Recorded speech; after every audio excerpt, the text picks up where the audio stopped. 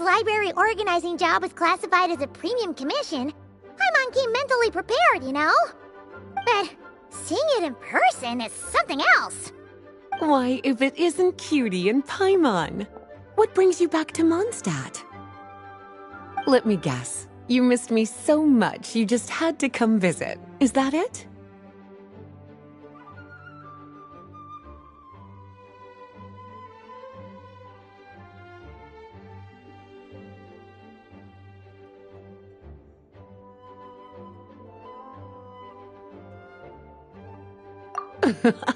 You've become quite the flatterer since we last saw each other, haven't you? Found you! We were starting to think you weren't clocking in today. Well, I wasn't planning to. But then, Catherine mentioned someone had finally accepted an important commission for the library. So I came to check on things. Might you both be here for that very commission by any chance?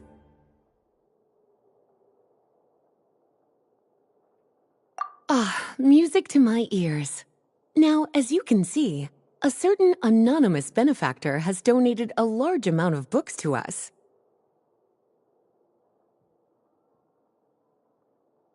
Imagine my surprise when a glance down the book list revealed that each one would be an entirely new addition to our collection. There are books of all different kinds, including quite a few that are banned. Troublesome, I know. So this wasn't an odd job I could trust to just anyone. And sorting them myself? My, what a headache that would be. It would take ages. All that to say, I'm very relieved to see you here. I would treat you to some tea, of course, but looking at the state of this place, perhaps another time, yes? Don't worry, just leave the commission to us. You're as sweet as ever, Paimon. Well then, good luck in here. I'll leave you to it.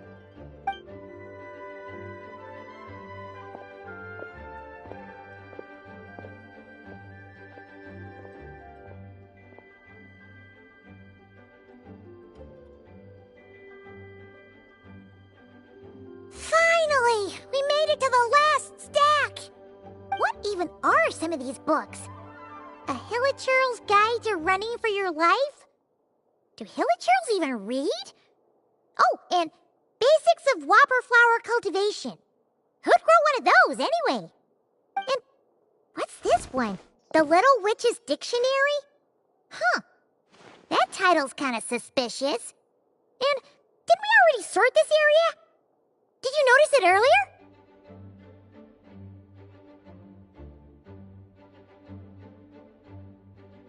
Huh. Well, witches always make Paimon think of, you know.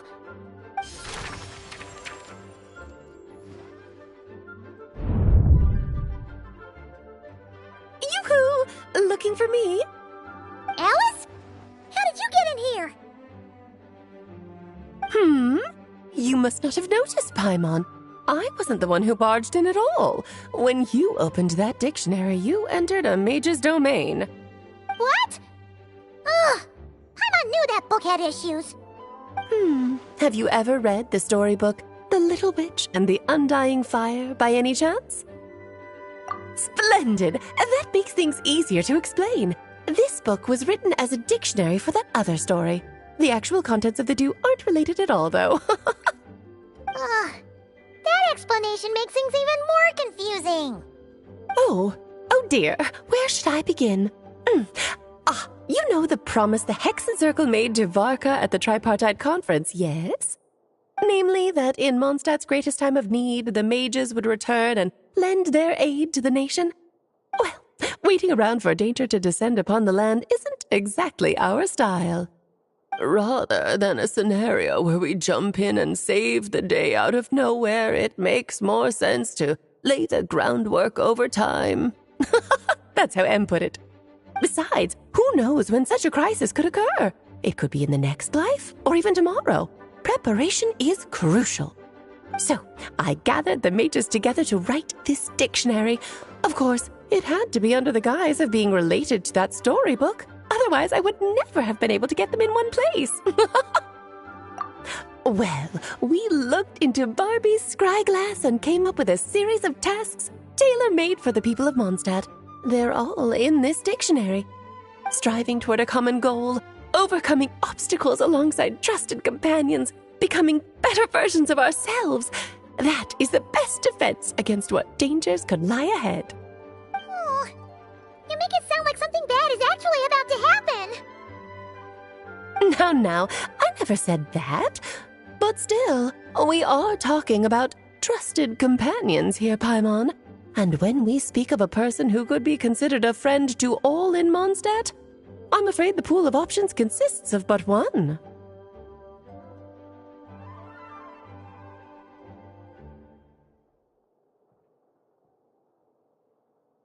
Wait, the huge book donation? That was just an excuse to get us here, wasn't it? We had to spend ages sorting through them, you know. Oh dear, I never could have imagined you would need to go to such trouble. Uh-huh. Sure you didn't. Well, this is an important book. I couldn't just bring it into Teyvat without taking any precautions. Much better to hide it in plain sight, you see. That's why I donated all those other books to the library. Besides, it's not like this is a bad thing. Just think of it as an excuse to reunite with old friends. And as a favor to your dear Aunt Alice. Okay. If the goal is to help the people of Mondstadt, then we're in. We'll take the dictionary. And the next time we run into our friends, we'll pass your tasks and stuff along, okay? Wonderful. Then I'll let you get to it. Have fun!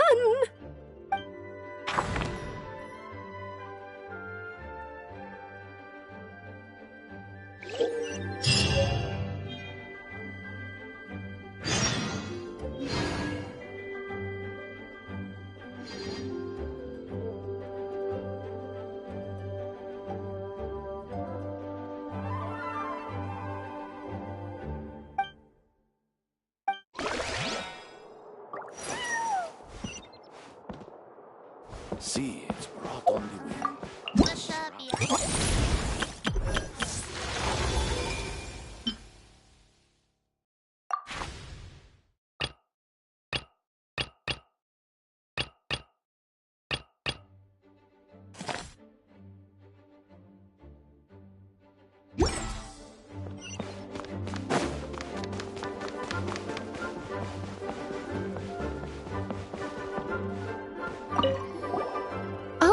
You finished sorting already?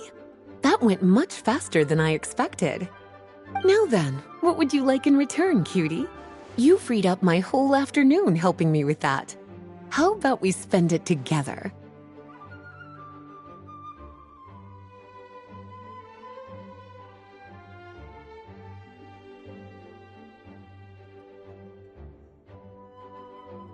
Oh, that's all? Well, don't worry. I won't forget. Ah, so you noticed too. Such strange names, and even stranger contents. Not to mention, this is the largest library in Northern Teyvat, and I didn't recognize a single title on the list. I just don't see how that's possible.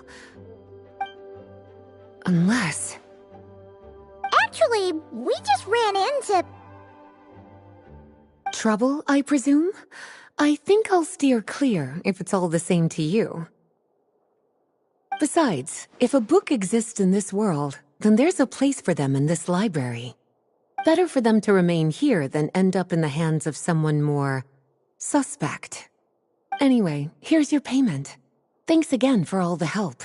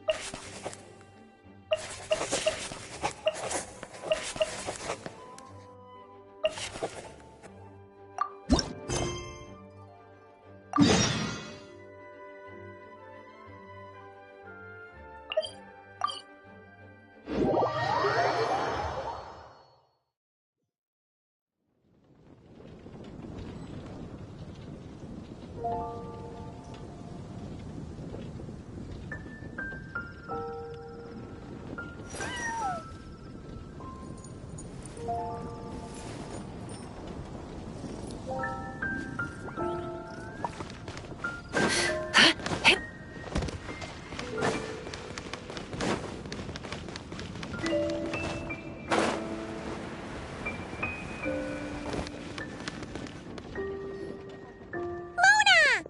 have something for you. Oh, Traveler Paimon! You're full of energy today. You have something for me, you said? Is it some quick and easy way to make Mora by any chance? Well, actually, it's some kind of task from your master. Yeah, that's a hard no. But I guess I don't have a choice, huh? An enterprising spirit is important and all that. I just know it's going to be torture, though. I know that old hag all too well. Why don't you just take a look first? Huh. This book doesn't seem so special to me. Oh, whoa! Letters just fell out of it. Oh, maybe she's trying to reconcile with you? No idea. Either way, it looks like I'm supposed to open these 3 letters in order. Well, let's start with the first one. If this is her task, it should be okay for us all to read. Come on, let's see what this is about. Oh, how long it's been, my student. I'm afraid to report that getting up and about is becoming harder and harder these days. Oh, the sympathy card. She could have tried to make it sound a bit more genuine at least. Remember when I would chase you and you would run for dear life, trying to use that hydro phantom of yours to distract me? Oh, seems like it was just yesterday. Now you're off on your own, and I laze the days away in my rocking chair. I really should get some exercise again. Well, then get it some other way, you old hag. Now, I'm sure you're curious as to the purpose of this letter. And to that, I say this. If you want to learn how to predict the fate of an entire kingdom, or even the entire world, head to Sumeru and search for the gate to an underground kingdom. Once there, open the second letter. Huh. But she knows how to lure people in, that's for sure. Is she serious about passing on her secret technique? Guess she really is getting old. You two have such a weird dynamic. When you talk about sentimental stuff, you fight. But when it comes to dry academic stuff, you get all emotional. Anyway, this gate to an underground kingdom sounds familiar. Wait, you've heard of it? Yeah, it should be the same one we're thinking of. Perfect. I don't even need to investigate then. Oh, that means no hired guide, no lodging, no shelling out Mora left and right. Come on, there's no time to waste. Let's go. And since you didn't mention a transportation fee just now, Paimon's guessing that means... Yep, same method as usual. Let's go.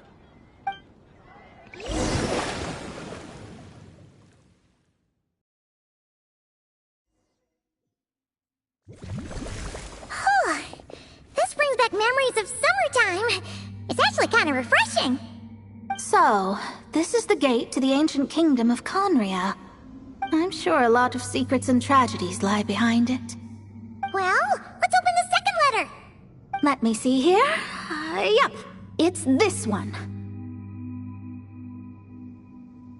As the ancient Sumeru saying goes, rote knowledge bears no fruit until it is watered with the showers of wisdom. With that in mind, there is a phenomenon in this land known as the Sign of Apausha. It is a celestial mark that burns in response to an all too ardent desire for the truth. in that sense. Perhaps it's more fitting to call it a sign of truth instead. The records of this ancient kingdom state there are several large subterranean lakes in Conria, clear and calm as mirrors, whose surfaces reflect the true stars. This is because the sign of truth created in the water is able to bypass the false sky and connect to the outer universe. I had no idea. To observe the gravitational forces and influence of celestial bodies, one must be able to see past the false sky. Only by obtaining these cosmic parameters can one predict the fate of this world. Now, my task for you is as follows. Open a sign of truth in front of the gate to Conria. The rest is a bunch of stuff about the ceremony the old hag came up with to summon this thing. Yeah, all these planetary trajectories and runes. Paimon's not even gonna try to make sense of it. So, what do you say, Mona? Are you gonna attempt it? Well, I hate to admit it, but it looks like the parameters she came up with could work. Frankly, this prospect is quite exciting, and heading back now will just cost me another night of lodging, so no better time than the present. Emissaries of the enduring stars, wanderers over ecliptic and equatorial plains, radiant celestial brethren. Traverse the twisted paths of the cavernous void. I, Mona Magistus the Astrologist, invoke the power of Hydro to balance the scales.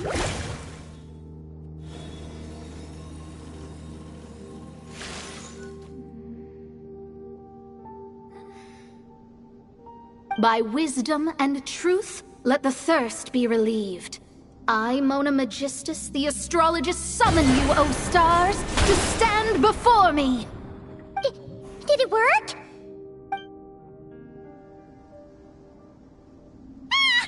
Monsters! How did that happen? No dice. The sign of truth only opened long enough for the monsters to slip through.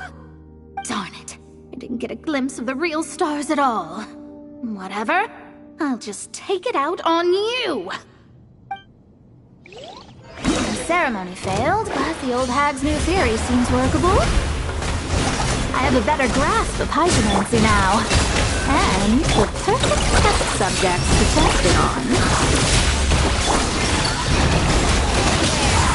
I never leave them! Fate is upon me! The deception ends here. Can't hide the truth. Ultimatum protocol.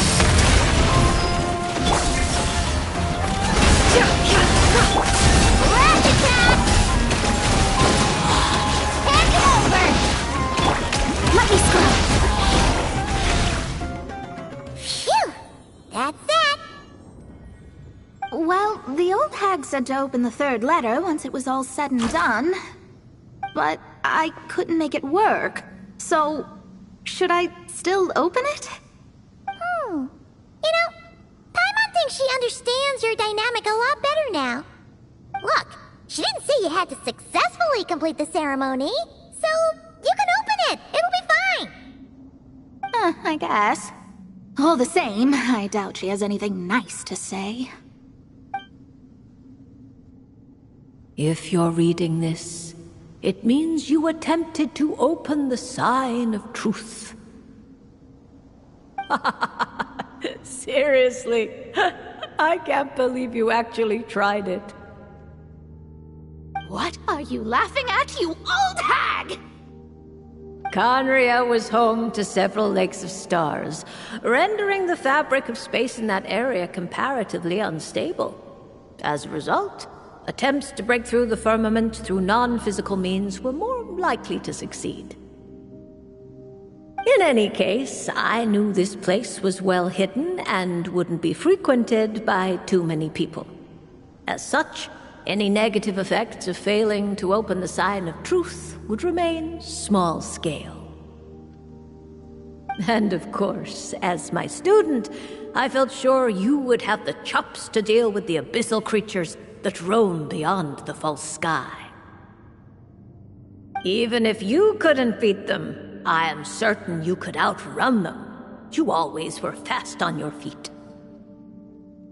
Ah, connecting hydromancy to the kind of wisdom that quenches thirst. Truly, my genius knows no bounds. The practical application of the scry glass has also reduced disturbances caused by the false sky. I'd like to see Alice try and top that.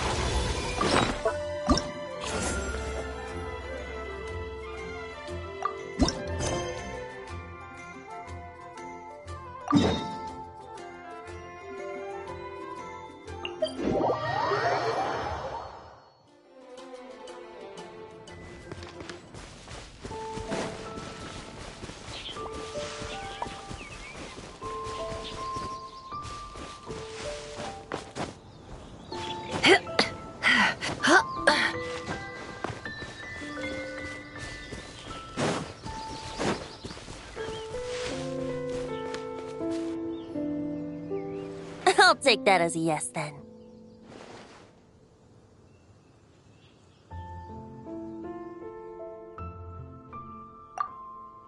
Ah, finally, you're here! Do you have a message for me from someone by any chance?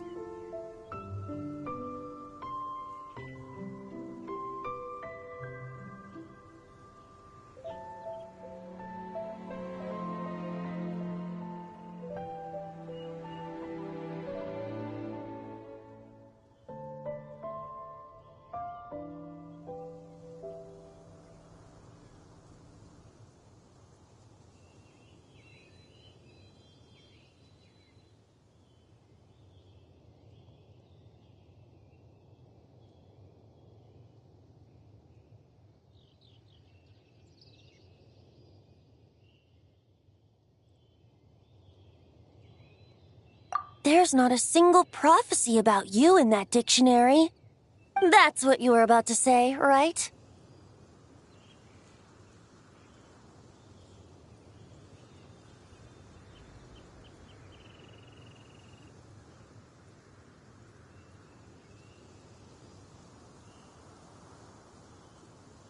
Oh?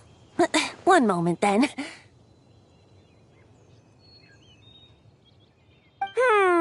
Your curiosity seems as strong as ever, Barbeloth. Alas, my future will have to remain absent from your dictionary. The wind may be happy to let dandelions trace its form and have poets sing it into verse, but to be contained is hardly its nature. So, dear Barbeloth, please do set your pen down. Words heard on the wind are not meant to be recorded on the page. If you're truly interested in this legend, allow me to fashion it into a poem. I'll be sure to share it with you ladies at our next tea party. Barbeloth has always been a reasonable person, and I believe she heard my request. As such, our conversation should be free from interruptions for now. Wait, Barbeloth was listening in just now? Paimon didn't notice a thing! Well, she is a Hexenzirkel mage. They all have quite a few tricks up their sleeves. Still, you noticed right away and even got her to leave us alone. Doesn't that make you the real master at cards here? Given the various practical factors at play, I'd call myself a master with limits. There you go, being all secretive again. Well, anyway, there wasn't a single thing about you in that dictionary. You being here is enough. Barbeloth's prophecy concerning me may be incomplete, but it's not incorrect. There's something I need to do, and I could indeed use your help. Trusty as always. In that case, could you play a song with me later? Yep, that's all. But don't worry, this isn't a performance to decide the fate of some consequential event. It's just a duet between friends. The last time I played this song, the howling gale was my sole audience, and the notes scattered in all directions, leaving only fragments of the melody behind. But now, with a friend like you by my side, why should the wind alone bear witness to this music? Besides, I think my hands will be just that much steadier, playing alongside a trusty friend like you.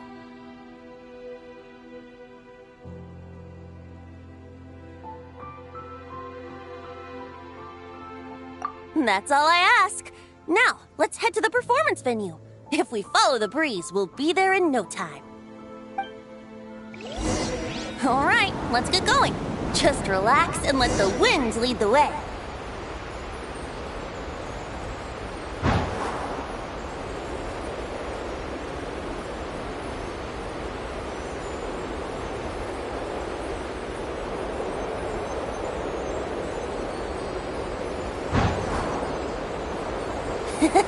No need to hold your breath. In and out. Easy does it. I let the birds know we would be coming, so we won't run into them.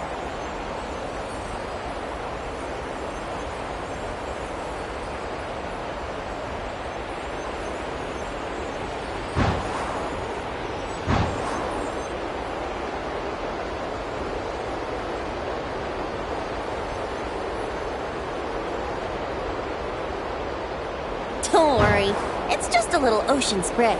You won't get soaked. Ah, the delightful sea breeze. Go on, breathe it in.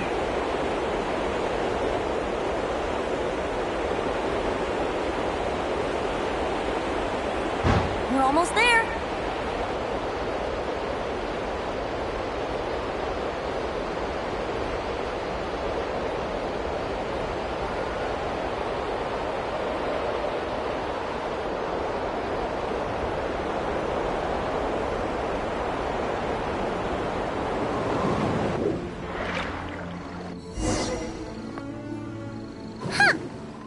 This island looks kinda familiar.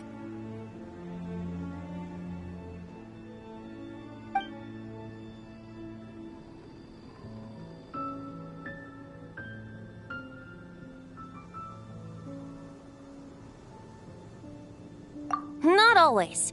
It was once an isle like any other. An ordinary, unassuming aggregation of sand and gravel.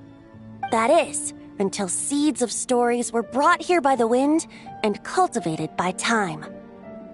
And in due course, the wind brought forth new tales, and time caused them to grow into legends.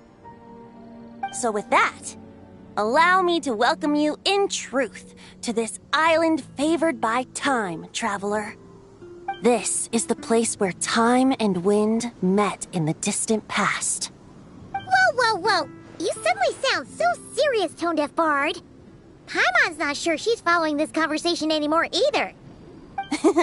Fret not, dear Paimon. The best stories always start with a bit of suspense and intrigue. I told you about this before, remember? About how I encountered Time at the Thousand Winds Temple and received some help? Well, it was because of Time's help that those first winds of freedom were able to blow so strongly. But forceful gales like that are most suited to wiping things clean, not helping things grow. So, after a few crises in Mondstadt were resolved, I made the winds gentler. Just strong enough to bolster the people in times of need without knocking them off their feet.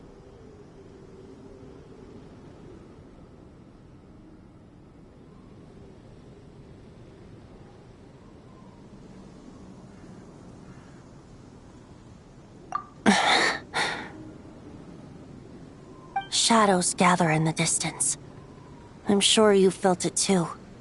I've heard about the Pyro Archon's face-off with the ruler of death, Renova, and what happened to the Fatui Harbinger, the captain. And that's not even mentioning how abyssal activity has been encroaching closer and closer to Mondstadt. I fear the impending crisis may be beyond what humans alone can solve. In light of that, I need to be prepared. It is the Anemo Archon's duty to intervene in times of need. As such, I, Barbatos, will bring forth a wind strong enough to disperse whatever storm lies ahead. But if I whip up a gale of such strength in Mondstadt City, it would just turn the place upside down. Clothes, hats, the flowers that rest on people's balconies. That's why I chose to do it here. A place where I once offered an ode to time. Who knows? Perhaps time shows this island special favor precisely on account of my lovely, lovely music. Wait, so is this place really that special? It sure doesn't look like it. There's a tide that ebbs and flows, and a bunch of birds that come and go. It just seems normal. Time's impact on things isn't limited to what the eye can see. Think of it like a ripe sunsetia. If the outer peel remains intact, it's nearly impossible for the average person to tell whether the fruit inside is ripe. But even the tiniest hole in said peel will cause the fruit to rot, starting from that spot. Nestled in the hands of time, not one blemish marks this island's peel. Thus, time's influence on its very essence remains hidden to all. At the most fundamental level, of course, all things that lack time's favor will be erased at some point. But with the power that remains here, I can leverage time to draw a boundary around the wind. That way, the outside world won't notice a thing, no matter how powerful of a gale I whip up here. Of course, as the one requesting help, I should offer something in return. That's why I invited you here, Traveler. So we could perform an ode to time together. Just let me know when you're ready. Oh, and I can lend you an instrument if you need one. Great. Let's get started.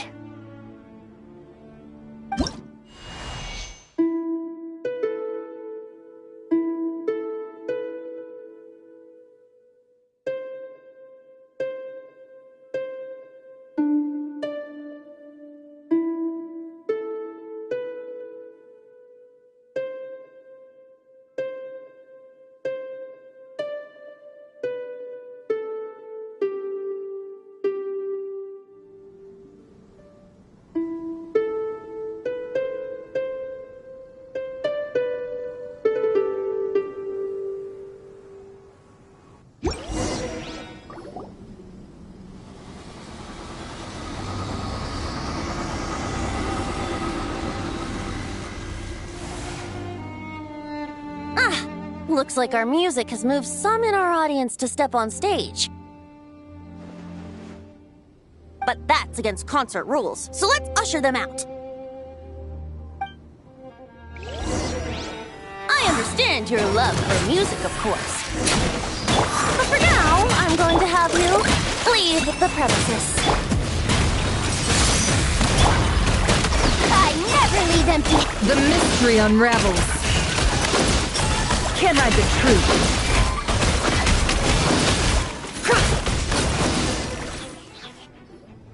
All right, that should do it. That was an exquisite performance, Traveler. Thank you. Don't worry. That power was mine and mine alone. No external help was involved. Think of it like tuning a musical instrument so that it might play melodies lovelier still. Ha! So you do have some tricks up your sleeve. What else are you hiding, huh? Oh, Paimon. How many tricks could I possibly have? I only have 2 sleeves, after all. You know that's not what Paimon meant, Tone-Deaf Bard. I have a feeling the wind is gonna be pretty strong today. We should head back to Mondstadt and tell people to hold on to their hats.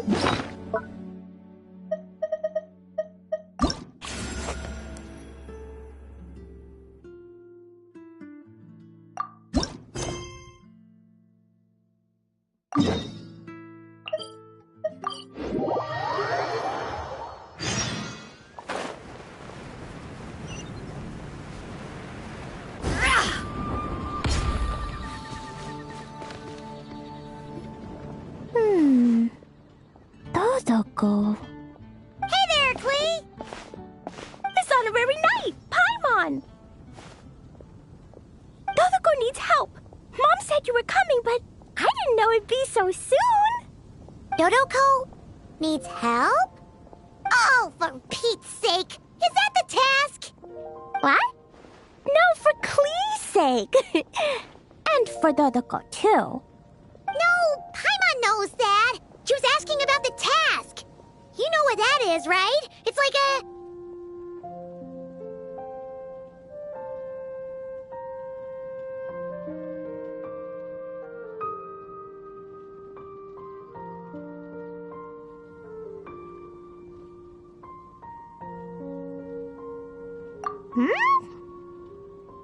Thank you, honorary knight of obvious.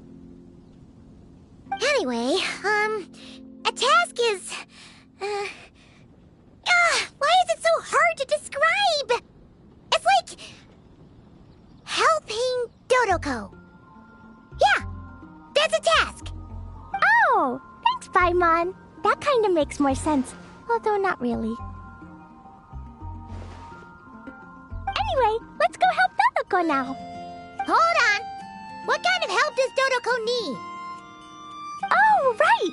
Well, every Dodoko's gotta find a red 4-leaf clover to become a super special Dodoko. Then, Dodoko needs to become friends with lots of people and can make it through the Dodo King's trial. Once that's done, she can then become a super awesome Dodo Sorcerer! That's what Mom said anyway. Huh. A Dodo King being in charge of a Dodo Sorcerer. Makes sense, actually. But specifically, what do we need to do? No idea. But Mom said that you two would tell me. Right. Well, let's have a look at this book then. Oh, there's a note inside it. Huh. Let's see what it says. At the first stage of the trial, Dodoko arrived in a forest of whispering leaves. There, past layer upon layer of hurdles, a secret lay buried, waiting to be uncovered.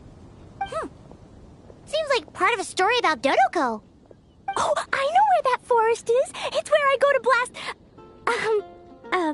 where I go to play a lot. Come on, everyone. Follow me.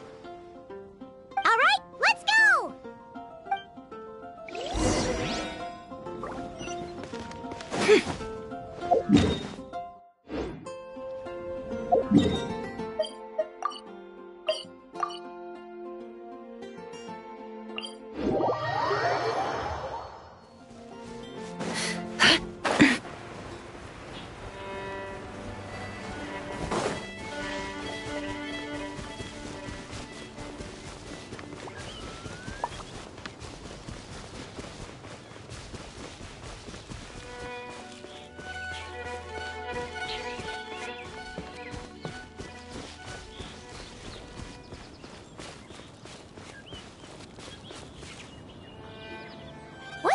Weird stuff around here. And why are there so many hilichurls? Huh, Maybe the Hilichurls brought it all here. Oh, I bet this is where we find the turtles. Close, but the note said hurdles, not turtles. And whatever we're looking for is supposed to be buried past all the hurdles. Are there any other clues around? Is there no dodo device that can help us out here? Nope. What should we do then? Mom says the best thing to do when you run into a problem is to try and fix it. Yeah!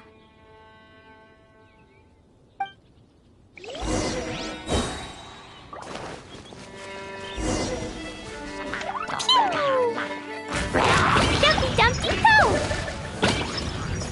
Sparks and flash! Yahoo! Woo!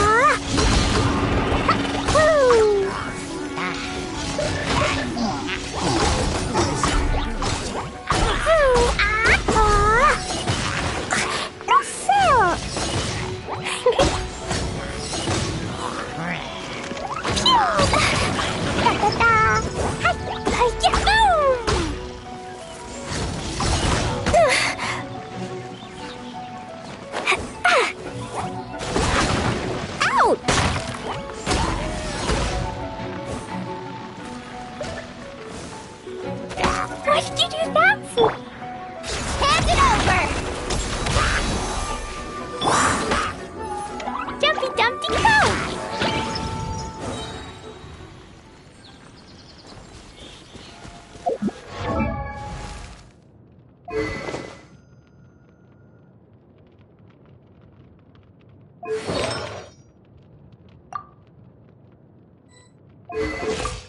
These bombs so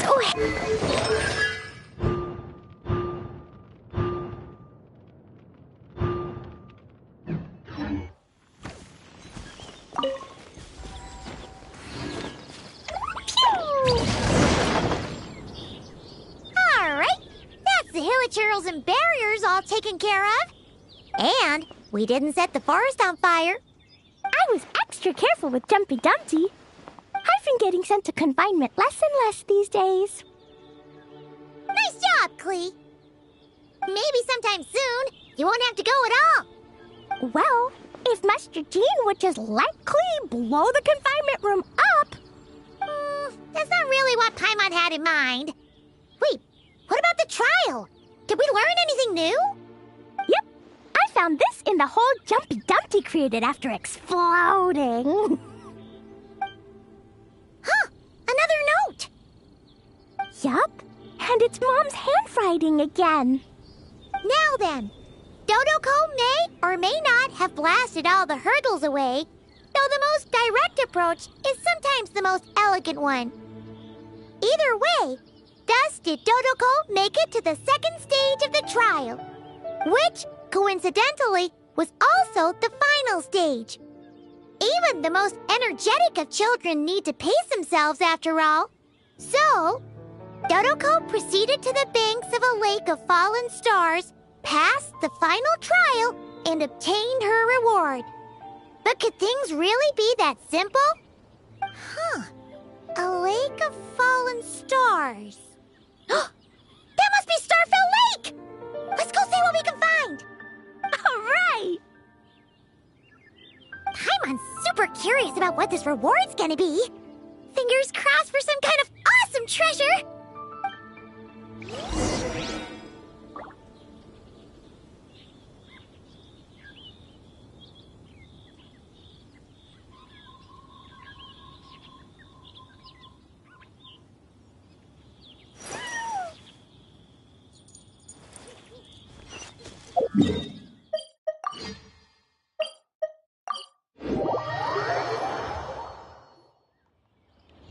Ooh, it's a chest! The final treasure must be inside this thing! You got it! Me and Dodoko will get it open, no problem. Whoa, wait a second! Monsters incoming!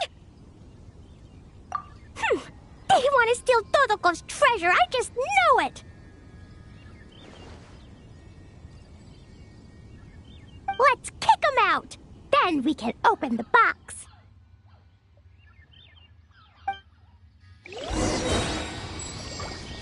Boing, boing, boom! La la la, blow them all up!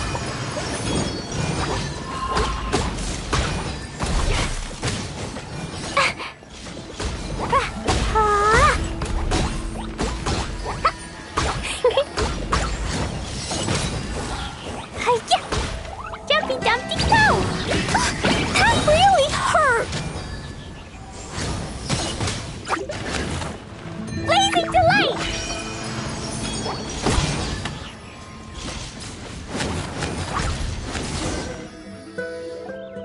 Phew! That's that! To know it implied things wouldn't be that simple. Guess it was because of those monsters. But that means we passed the trial! Yep! Now then, let's check out what's in this box! Oh, it's...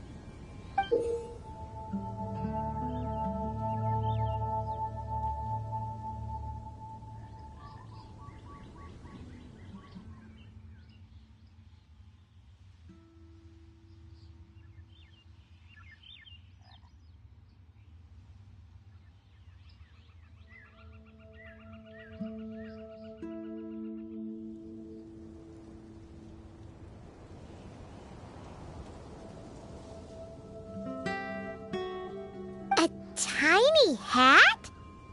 a hat for Dodoko! In the Dodo clan, only the awesomest and bestest Dodokos in the land can earn the acknowledgement of the Dodo King. Their job is to help out and protect all the other Dodokos so the Dodo King gives them a special hat. That way, the other Dodokos will recognize them and... Oh. So now your Dodoko is one of these special Dodokos with a hat. Exactly! The hat makes Dodoko a Dodo sorcerer now. She can use special spark magic to help even more people. Klee? The knights have informed me about explosions being heard from the forest outside the city. Miss Anarunai, Paimon, a little help, please. That's because we cleared out a Hilichurl camp over there, and a bunch of slimes, too. Plus, we were working on Klee's task. That's right. And as for the fish over here? I might have blasted them, but because there were monsters in the lake. I didn't do it on purpose. It's not like those other times. I see. I take it those other times were on purpose then? They weren't not on purpose. I noticed the destroyed camp on the way here, and I saw the monsters fleeing along the shore of Starfell Lake. Am I correct in assuming that's all the damage, Traveler?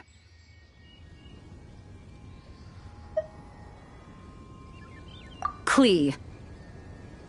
Come with me. Let's head back. Oh, is it confinement for Klee again?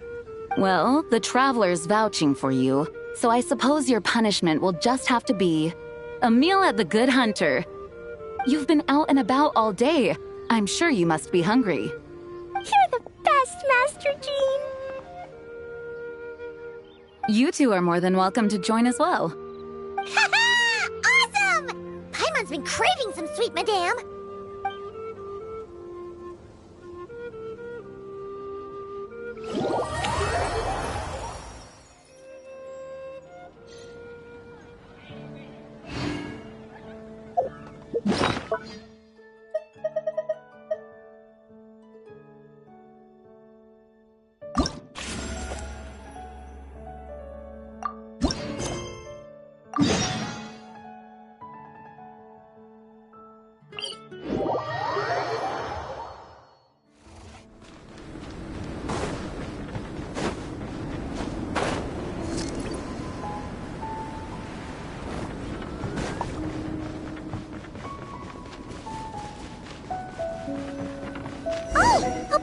over there. Wonder what he's doing.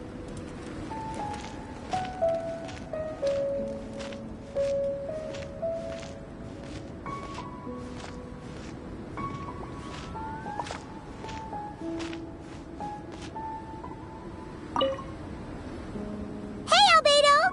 Thought we'd find you here. Oh, are you painting? Yes, I finally have a moment to myself. So I decided to pick up my brush and get some practice in.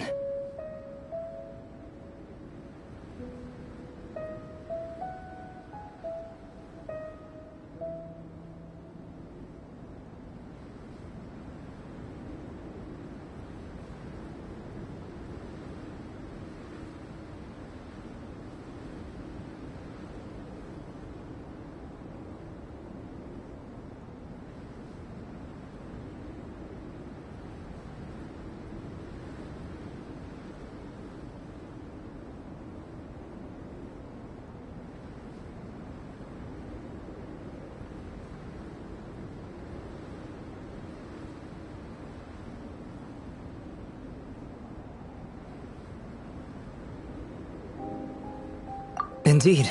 Of course, thanks to your help, and my fellow knights, that matter was resolved with little issue. In addition, I was able to complete the final task my master left for me. I couldn't have asked for a better outcome. Sucrose has been advancing swiftly in her studies too. She can tackle many alchemy projects on her own now. The Knights of Favonius don't have any duties for me at the moment either. No responsibilities, no tasks, no problems to resolve.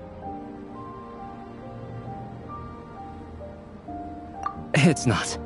It just feels strange, not having to rack my brain for solutions to all manner of problems. To be quite honest, I'm finding the idle life a bit hard to get used to. I keep finding myself considering if there might be other issues that need solving. But, unfortunately for me, Mondstadt seems perfectly problem-free at the moment. There's nothing wrong with enjoying a bit of me time. Nothing good comes from working yourself to the bone. But if you're really that bored, you can come hang out with us. Paimon will teach you the true art of doing nothing. Well, I suppose I should learn from the best.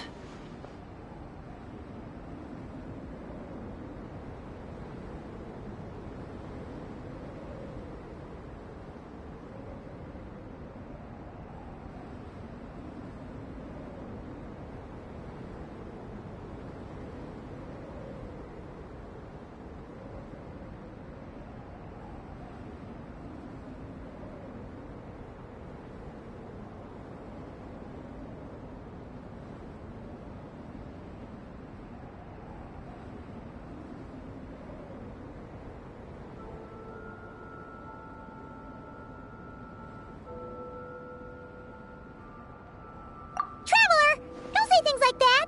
You're gonna jinx us.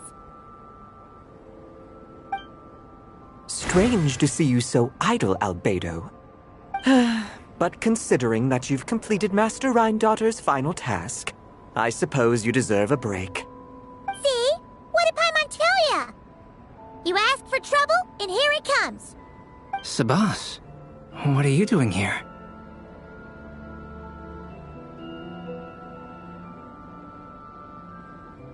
Yes, he's also one of my master's creations. I suppose that makes him a family member of sorts.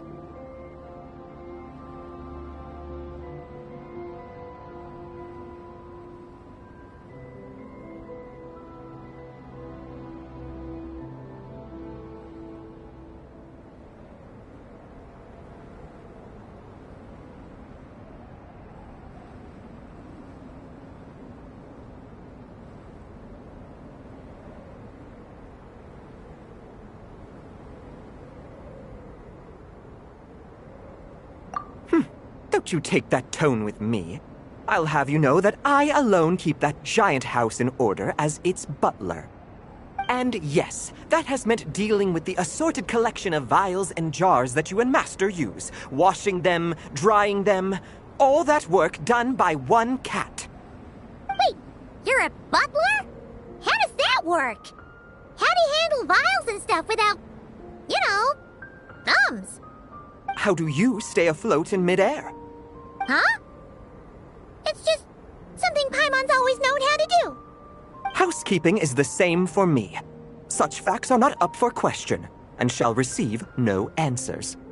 Hey! You're not allowed to say the same answer that Paimon said! You...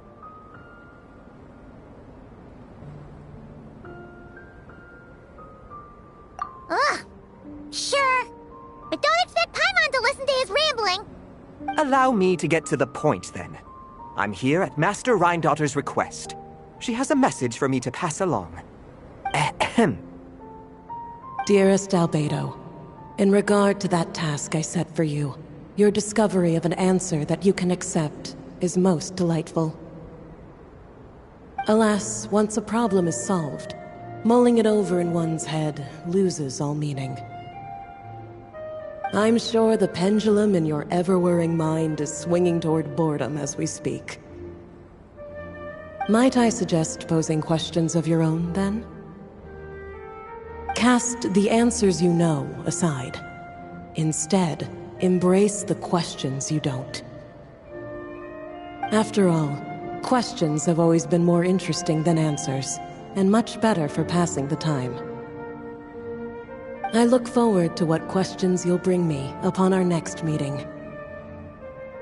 And should you come up with ones even I've never considered, all the better. It's unlikely, of course, but do your best. And who knows? If you're lucky, you might just surprise me. Oh, and don't attempt to create a self whose sole purpose is to pose or ponder questions.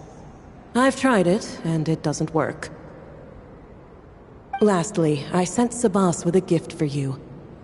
Do keep it well, all right? Ah, and no need to feed him. He doesn't get hungry. As you instruct, Master. Master had quite a bit to say, I see. That really took a lot out of me. Well, I've passed the message along, so I shan't tarry in this frozen death. Huh. Who else would have a connection to Rhindaughter and Mondstadt? Oh! Although his birth was rather recent, Master Rhindaughter has long foreseen what his task should be. But I digress. I shall be on my way. If I stay here a second longer, my tail might turn into an icicle. Your gift from Master Rhindaughter is on the table. Use it well. You know, Albedo, your family gets more confusing by the second. Speaking of, would that cat really count as a family member? He called himself a butler and all, but...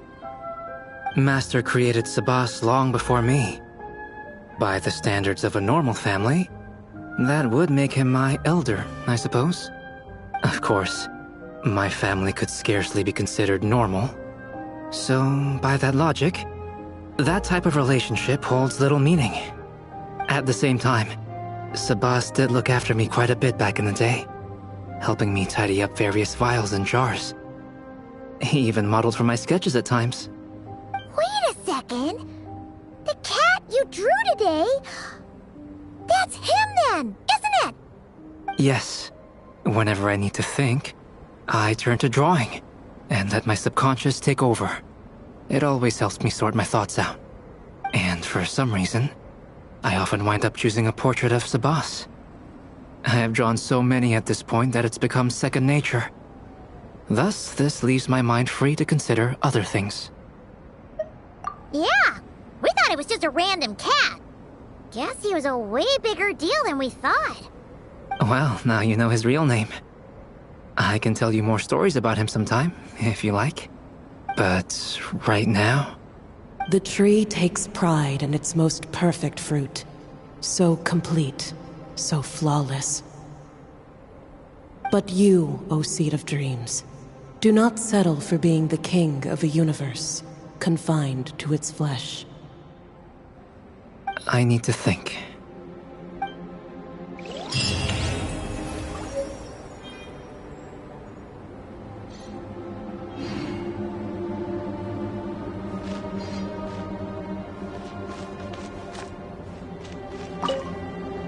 New questions.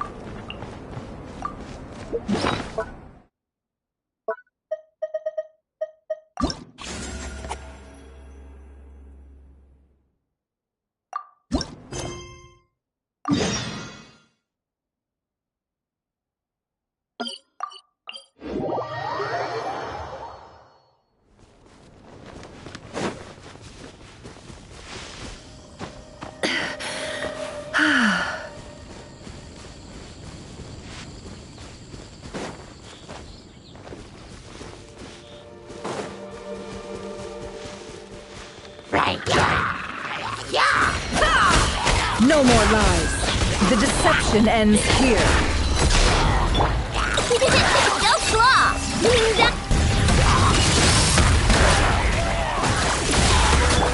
You're my target! I never leave empty-handed. Can't hide the truth.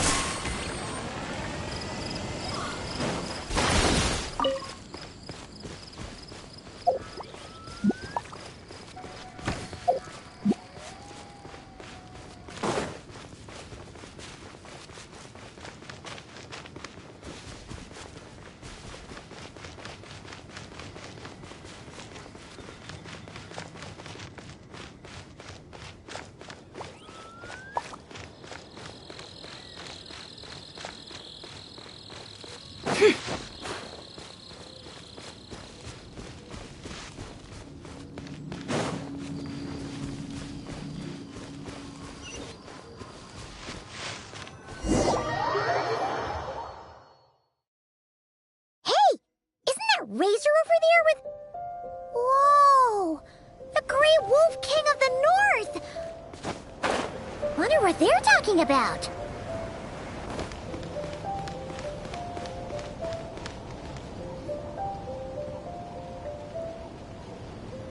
Razor!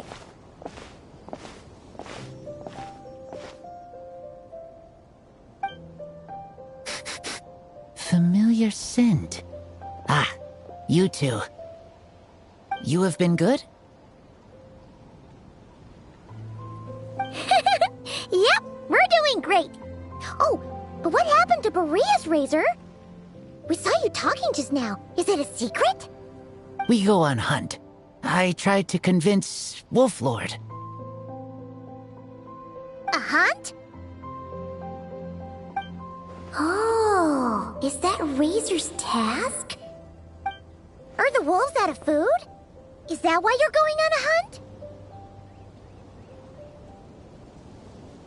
No, this hunt is not for food. We hunt enemies. The Dark Wolf Pack. Strange scent coming from land they took. Getting stronger. We must hunt enemies to purify the forest. Oh, so did Boreas agree? Paimon remembers last time he said something like, Razor, you must not get involved. This is for the wolves to settle between themselves.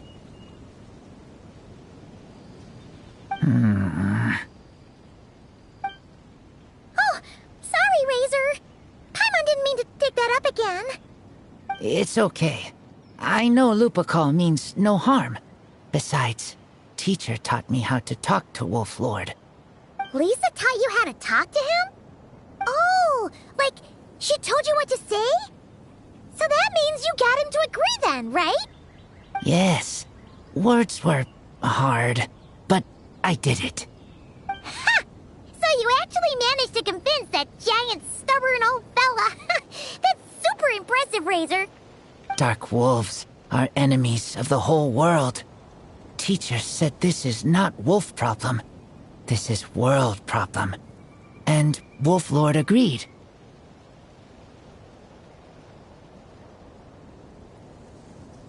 But because of that, other wolves won't join. This war is between me and Dark Wolf Pack. Then count us in too. Those awful Rift Hounds have been getting on our nerves for a while. Thank you. Help makes for easy hunt. Speaking of, how is this hunt gonna work? We set trap. Chase dark wolves here, into trap. Then Wolf Lord pinned them down, and we finish hunt. Tell me when ready. We start hunt. Come on!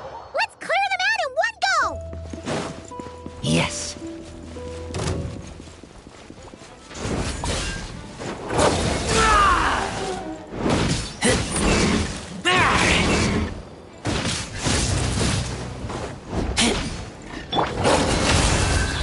Seek within. Chew on this! Ultimatum protocol. Finders keepers!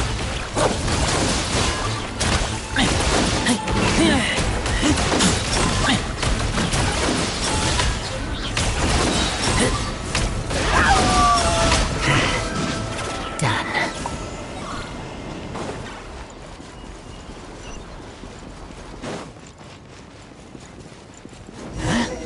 Why are Lupercal here? Oh no! The Rift Hounds are attacking them! We gotta get rid of them quick! He's empty-handed. Smash and grab! Annihilation mode.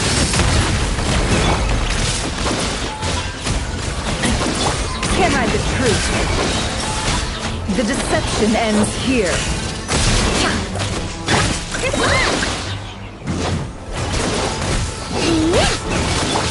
You're not going in!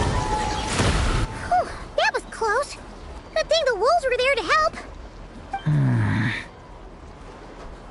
They intercepted those Rift Hounds for us, and even drove them away. But this isn't wolf problem. You're doing this to help your Lupercal, right? Well, they want you to be safe too. My mom bets they went to the Wolf King and said, "Listen here, this isn't just our Lupercal's problem. This is the world's problem!" And then rushed over to help. Lupercal is Lupercal. I am human, but I do not need to be wolf to be Lupercal. I just want to help them. Well said, Razor.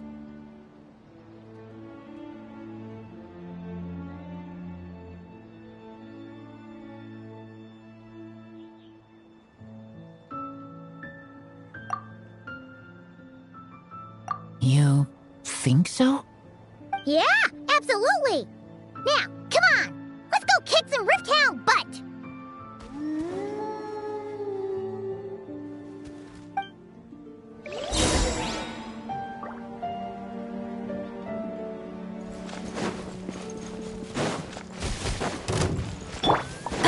Ultimatum protocol.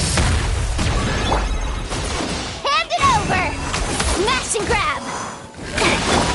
Look, a rainbow! It all adds up. The mystery unravels.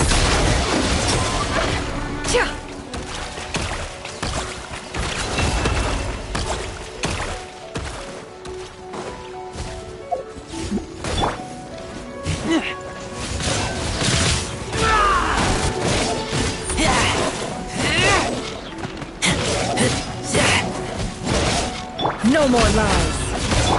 Go claw! Being done! Defensive mode engaged. You're my target! It all adds up.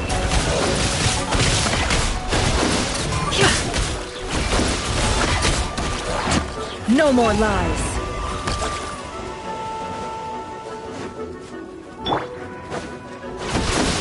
Smash and grab! I never leave. Cleanup sequence initiated. Preparing for dust up. Rush attack! It all adds up.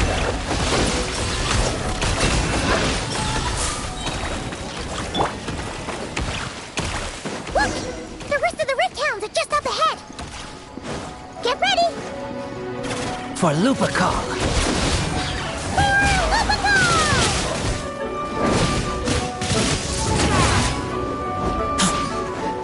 Get back! Can't hide the truth. No more lies. Ding dong, waterbox! Defensive mode engaged. Finders keepers! You're not going anywhere! The deception ends here.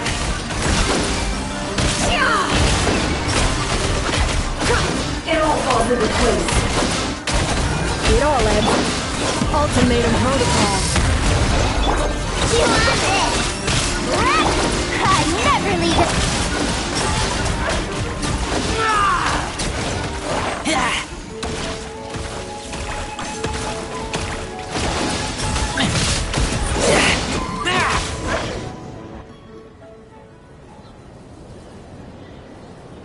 We did it! Thank you for helping. I thought protecting Lupercal was up to me. But Lupercal also... We're here because we care about you, just like you do us. That's what makes us Lupercal, right? Right. We are Lupercal forever. Aww. And now, there won't be any more intruders in Wolvendom. No. Dark Wolf Pack, Rip Open Sky. They could come again. But me and Lupercal will hunt them down, no matter what.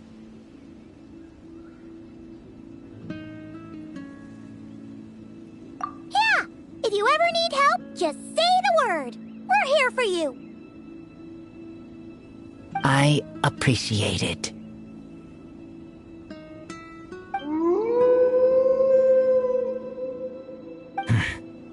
They call for me. Sounds like they want to make sure you're safe.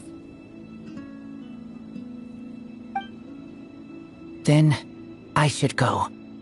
Thank you for the help.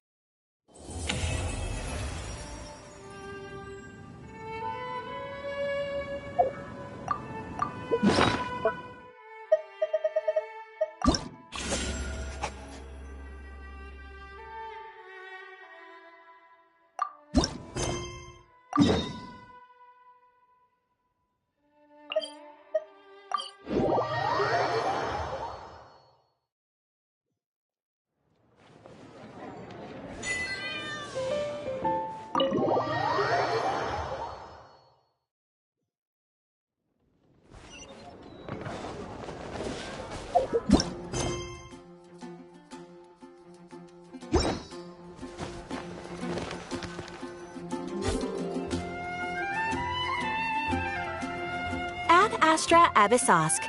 Greetings, traveler. Hey there, Catherine! Oh, and Oz and Fischl are here, too! What a coincidence!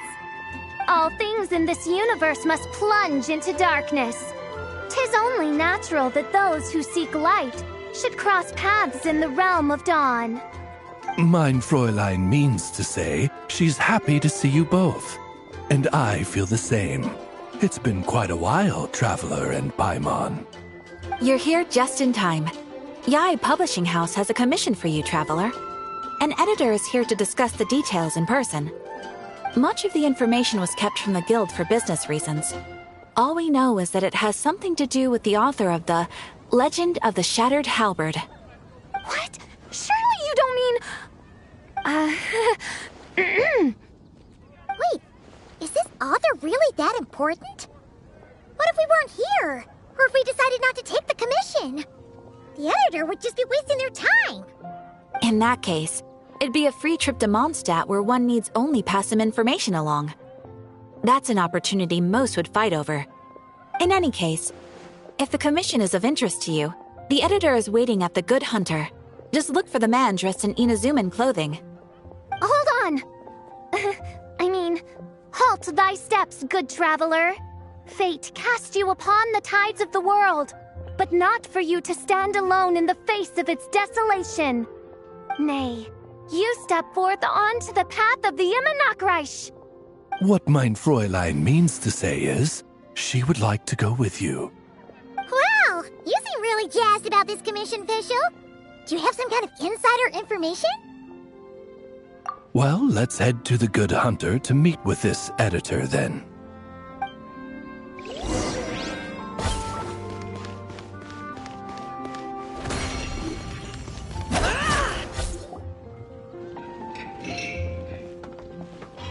Alright, let's see who lucked out and got this free trip to Mondstadt. Wait, you're Xing. Genyu's editor, Onodera. Traveler, thank you for all you've done for us in the past. I come here today with a commission from Lady Yae, with which I'd like your help, should you be willing. Oh, and might I ask who this person dressed like Princess Fischl is? You have the pleasure of speaking to our eminent person, Fischl, Prinzessin de Vertalang. Mein Fräulein means to say that her name is Fischl, and that she is most pleased to meet you. Yep, this is Fischl. She's a reliable adventurer, and she's here to help.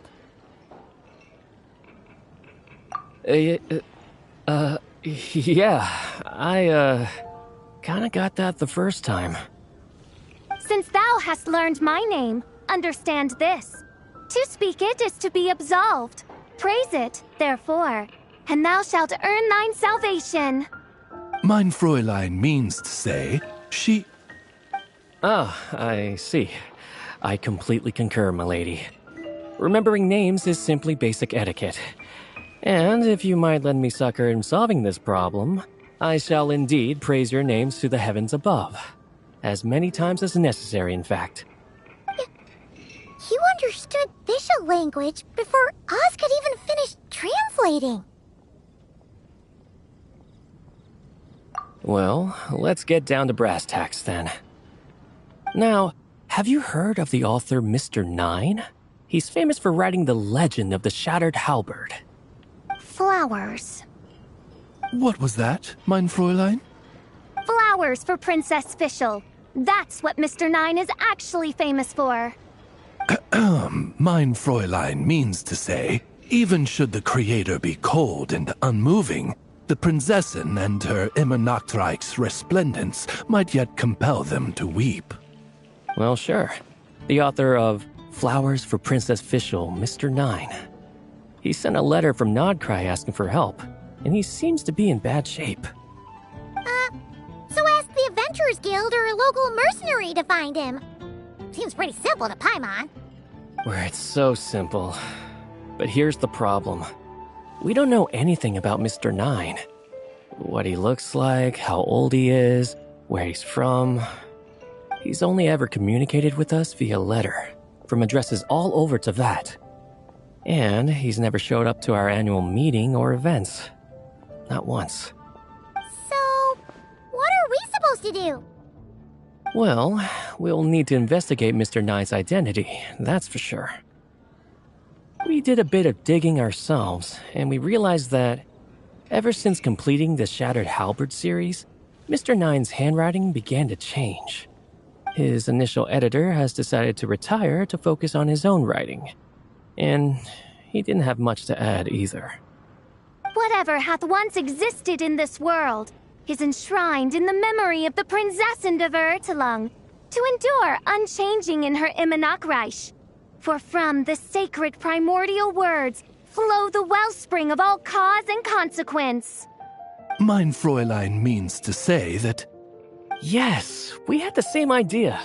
So, we tracked down the original manuscript of The Legend of the Shattered Halberd. Oh, man! Genyu's gonna be so mad he missed out on this. Wait, you didn't need Oz to translate this time either, Onodera.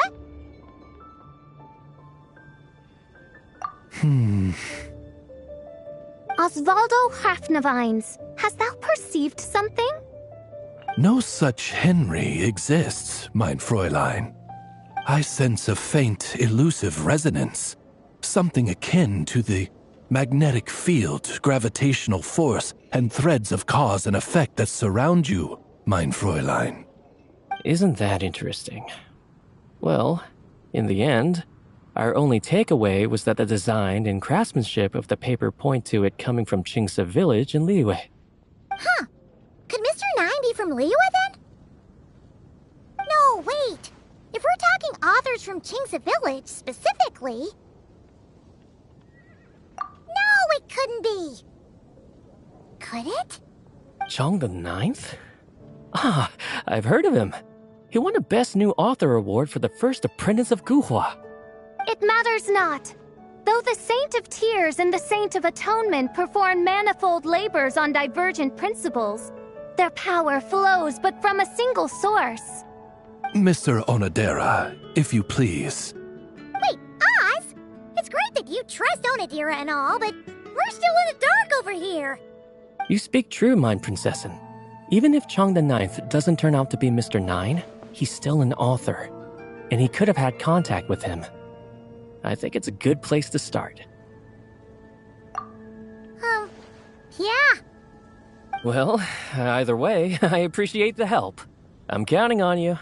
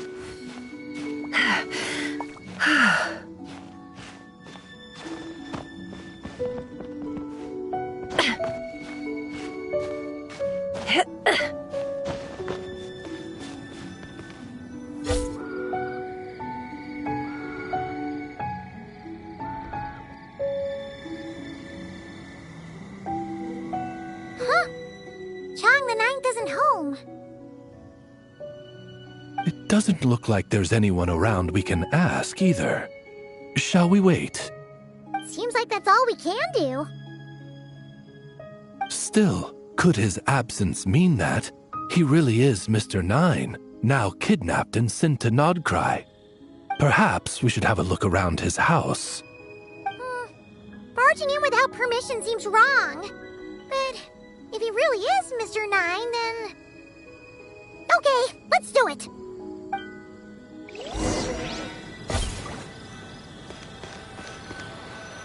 Nope, nothing useful.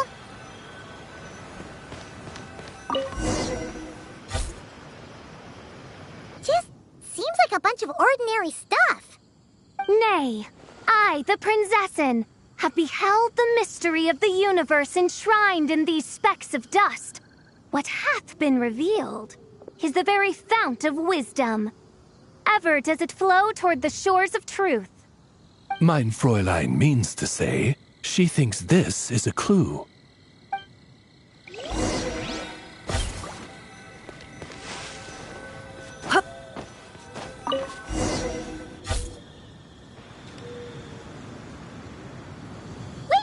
It looks like the soil's been overturned. Oh no. Did some kind of overzealous fan have buried him in here? Maybe we should call the Millilith. What do you think, Traveler? It's all right, Paimon. Mr. Nine's most zealous fan happens to be right here. And since mein Fräulein would never do anyone harm, I'm certain the same is true of his other less avid supporters.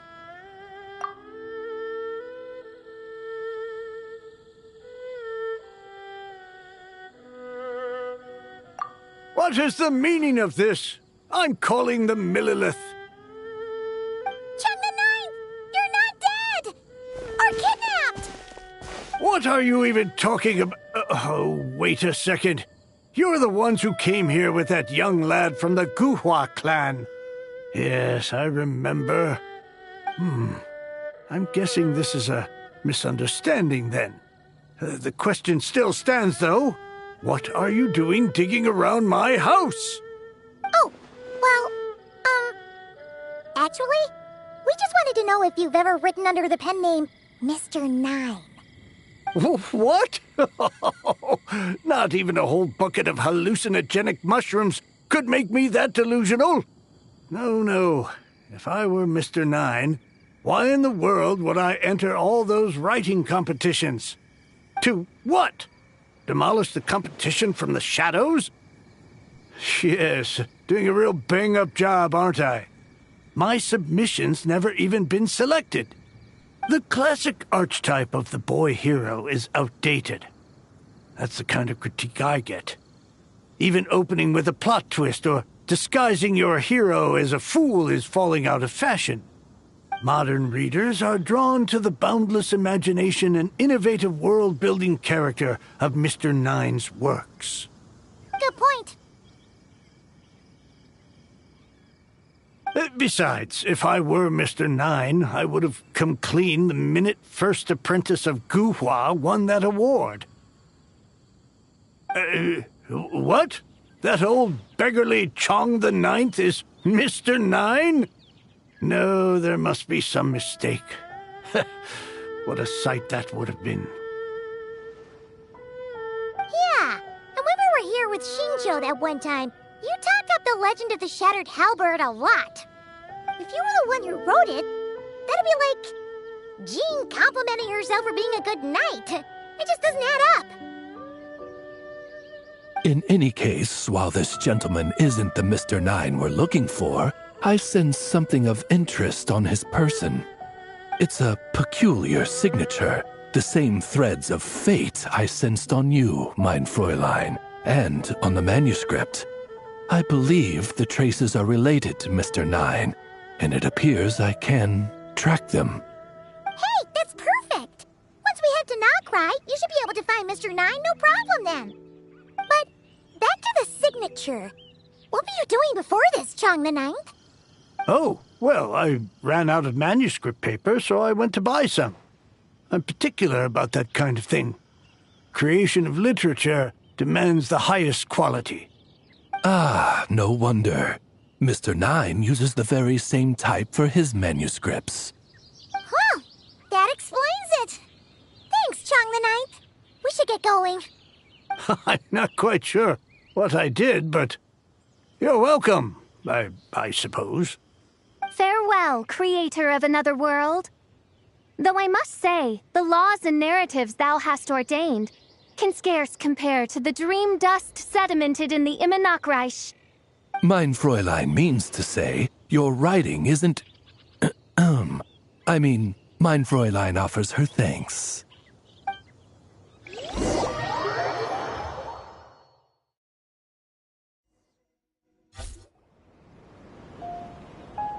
It should be up ahead. Wait, did something attack that Seelie? Something doesn't seem right here. And it bears the same signature I sensed before. Then it would seem fate has dictated our path for us.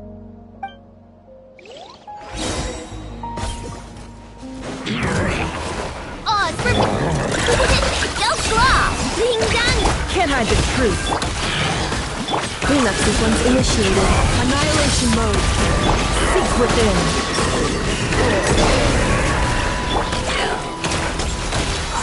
Finders keepers! It all adds up.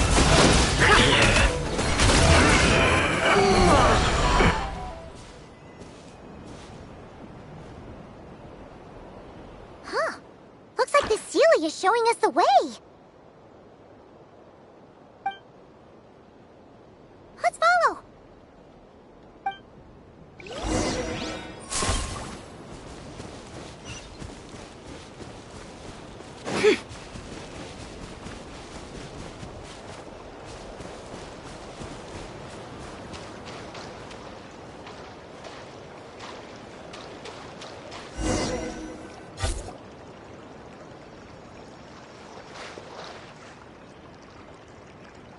What are you doing here? Wait, that voice. It's Nicole! Also, that should be our line. We were looking for Mr. Nine and our search led us here, but now it seems we've found you instead. Ah, I see. Well, Mr. Nine is right here. Hello. What bizarre Demerung is this? Never in 1,000 sunsets have I heard of such a thing. In truth, I too aspire to be an author. But I'm also partial to direct communication. Talking is rather inconvenient by comparison. And as I'm sure you can understand, writing things down is even more tedious. I thought perhaps if I found someone with whom I could share my ideas, it might give me the same release as writing. But then those stories would never see the light of day, which would be a shame. So, I tracked down an old Seelie friend of mine and told her all the stories I was imagining. Then, I sent her to find people with similar aspirations to write them in my stead. We even came up with several character traits to lend a certain authenticity to Mr. Nine.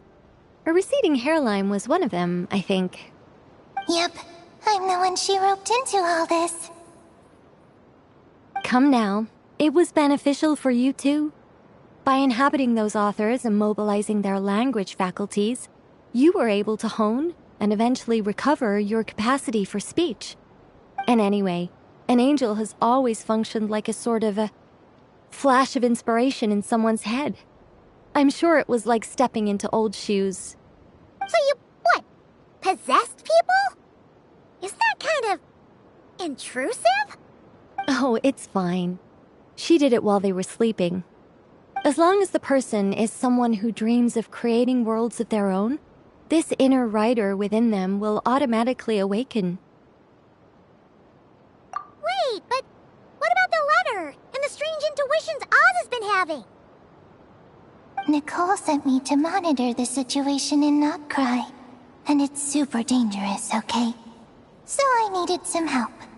It's not like I have the knowledge or power of the heavens anymore. As for your friend over here? Well, you see, when writing a story, it's not uncommon to incorporate certain half-true details. For realism's sake, you understand? Yeah, we've seen that before. A real curse was written into an Inazuman light novel once. Indeed. In a similar vein, Mr. Nine's stories are full of metaphors, including one for the creation of life. What it describes isn't made up, per se. We just never imagined someone would actually manage to use it. Until you came along, young lady. Mein Fräulein is speechless. So if I may ask in her stead, did she manage to use one of these half-truths in Mr. Nine's novels to create me? It was more like 70% made up, 30% true. No, it was 90% made up, 10% true. I thought it was too dangerous, so I changed it. See, I knew you'd never read my books. You don't seem too surprised, Oz. Well, I suppose I've vaguely sensed this since the beginning. Regardless, it is an honor to serve mein Fräulein. Well, once our affairs in Notcry are resolved, Mr. Nine will be able to return home. Yes, just tell them that when you return. I don't want to be your eyes here. It's too dangerous. Oh, but, while you're at it, could you pass a message along to that guy in Chingsa village? I've been splitting the royalties with him 90-10. His share's been buried in his yard all these years. Wait, what do you use the Mora for? I bury it, and then lead people to the treasure. Guiding people is in our nature. It's what I love to do. Feel free to come search for my personal stash someday. I've buried it at the furthest end of the Immer Nachtreich.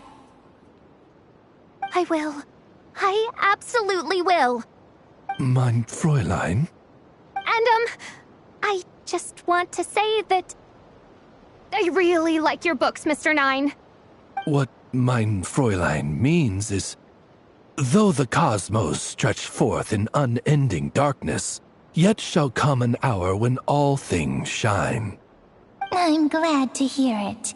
All in all, it seems you've already found my greatest treasure. All right, that settles that. Now, I need to have a quick argument with Mr. Nine about who really deserves to be considered first author. Absolutely not.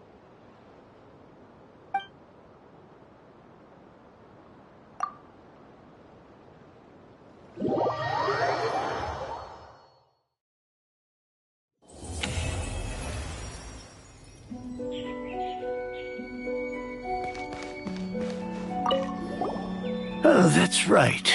Just channel Mr. Nine. How would he write this particular essay? Hey, Chang the Ninth! We have something for you! Oh?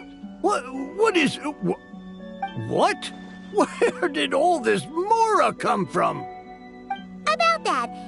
So, the thing is... Right. Mr. Nine really admires your work, so he decided to fund your writing career. Wait, what?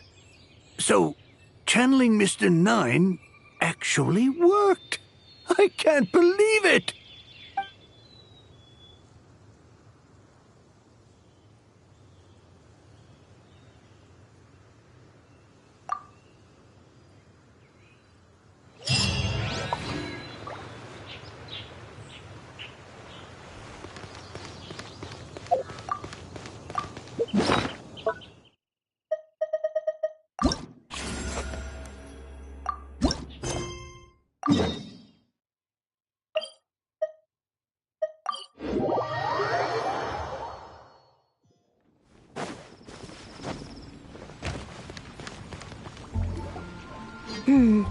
Given previous results, I should make a few adjustments to the experiment and ensure that the materials and equipment are all in order.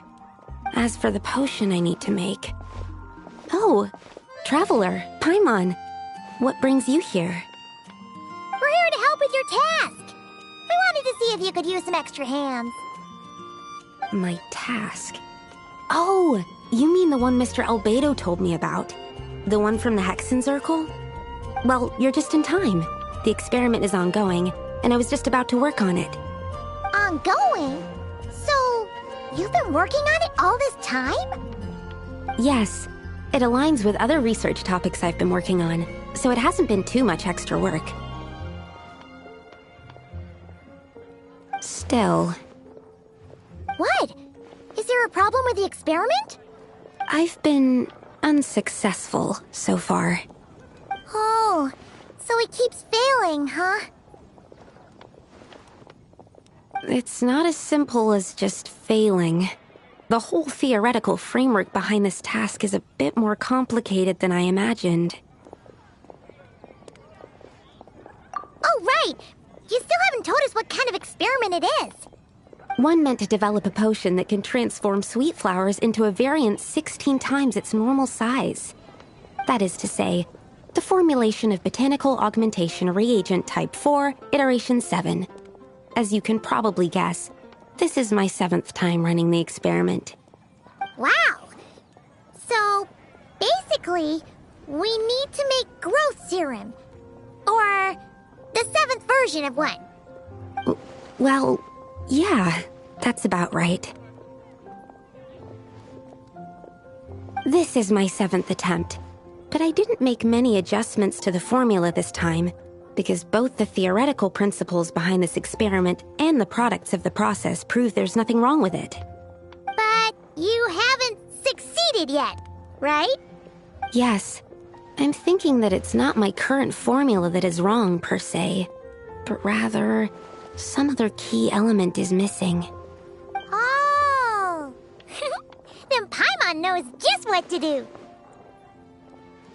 Yeah, we came here to do just that after all. Here it is. That said, I'm still missing 2 ingredients. Now that we can help with. What do we need to get? I need spring water from Springvale to use as the base, as well as Eye of the Storm fragments. But that last one could be tricky. We've got this! Let's go! Let's tackle the Eye of the Storm first.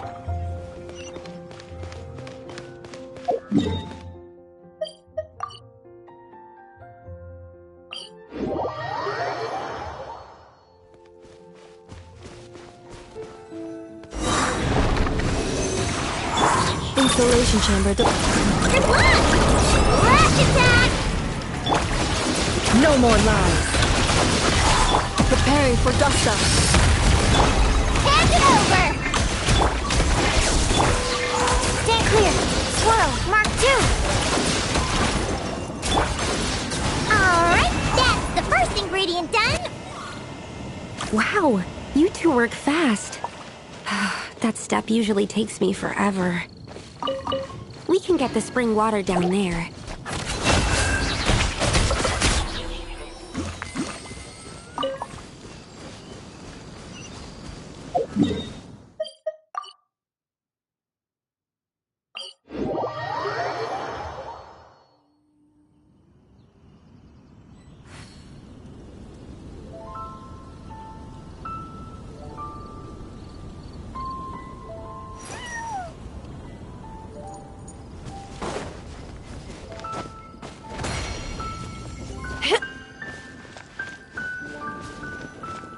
The high quality of Springvale's waters makes for a stable potion-making ingredient.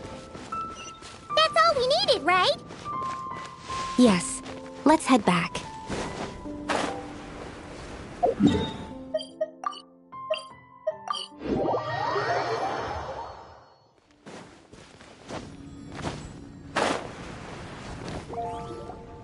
All right, the ingredients are ready and the cauldron is just over there, so we should be good to go. But, Is something wrong? No. It's just... Do you mind if I watch from the side? Just for the purposes of accurate recording, I mean. I know lots of people don't like being scrutinized during experiments, so... Thanks. Then, I'm ready to go whenever you are. I'll make sure to take detailed notes, too. So, are you ready to start the experiment?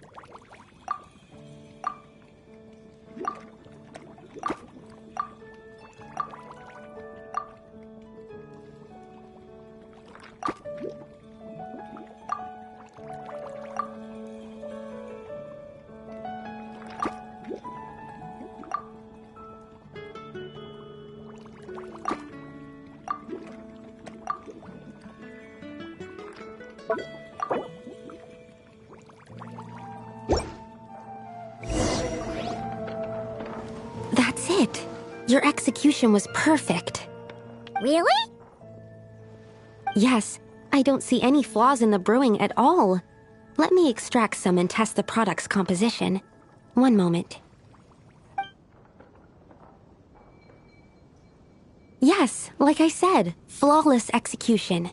The potion is perfect. It's exactly what I was expecting. So? Was the 7th time the charm? Upon examination, it seems identical to the previous 6 iterations. Oh! Wouldn't that make the results identical? Not necessarily. Experimental outcomes can differ even with similar variables all around. You never know what the result will be.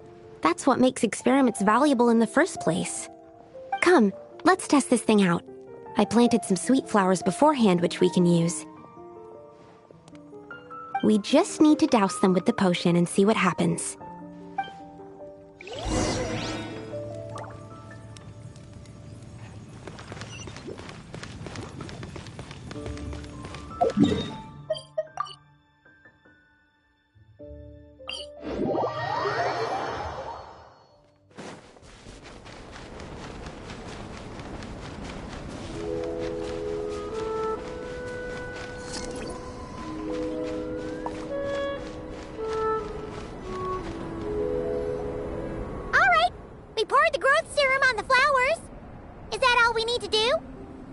Yep.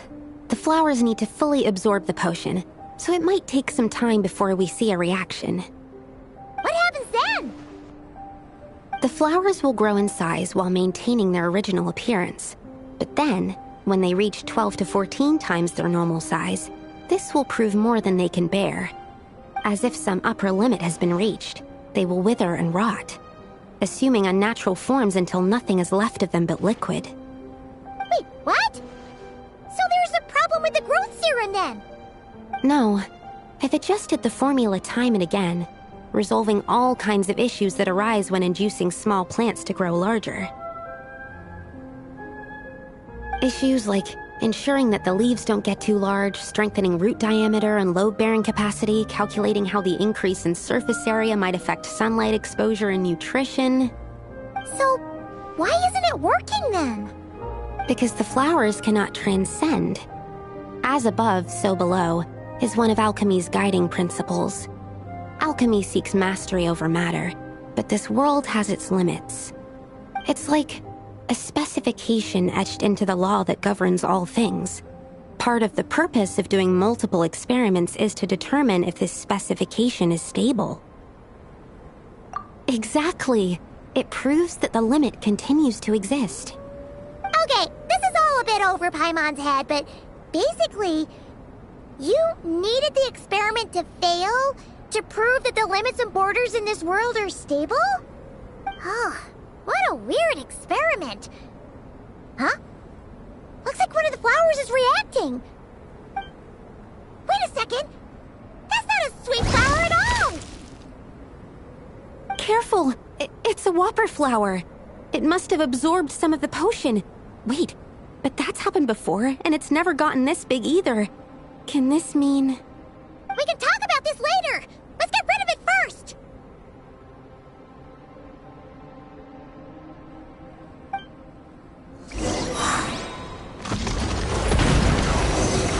Absorption test! Animal hypostasis emulation!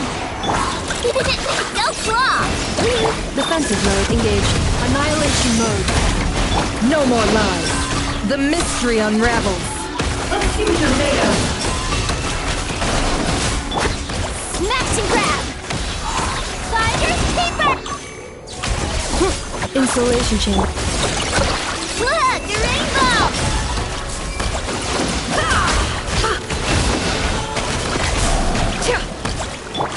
Animal test 6308. Enhanced animal module 70. Phew, we did it. Even at that size, a whopper flower is just a whopper flower. But, was it supposed to get that big? I could only make a rough estimate during the battle, but it looked at least 16 times its original size, maybe even larger. This means that the experiment worked. Wait, but isn't that a good thing? I'm still not sure what the implications are, but if further attempts succeed in reproducing this result, that means that something's different. Perhaps the limits and laws of this world are changing due to some unknown factor. I can't say if that's good or bad, but from an alchemical perspective at least, expanded boundaries means that more possibilities are now open to us. Either way, this brings my task to an end. Seems so. That said, it could also be an effect of the person who made the potion. There could also have been something special about this particular whopper flower. There's a lot that still needs to be confirmed, so I suppose this task opens the way for further questions. Well, we're here if you ever need some help. Just think about it! Paimon could probably beat a whole gang of treasure hoarders to a pulp if you were 16 times bigger! I have my doubts. The only reason the serum worked on the whopper flower was because its internal structure was similar enough to a sweet flower. If you drank some, you might become 16 times bigger, but you might also turn into a plant-based life form. Yeah, nope. That's not happening then. Oh, by the way, Paimon wanted to ask, why is all your research focused on things like sweet flowers and sunsettias? Oh, that's simple. Both sunsettias and sweet flower nectar taste sweet.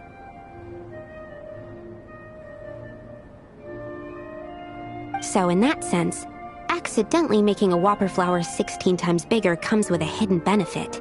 Because whopper flower nectar... tastes exactly like sweet flowers? That's right. Once I've extracted the sugar from the nectar, I'll give you some.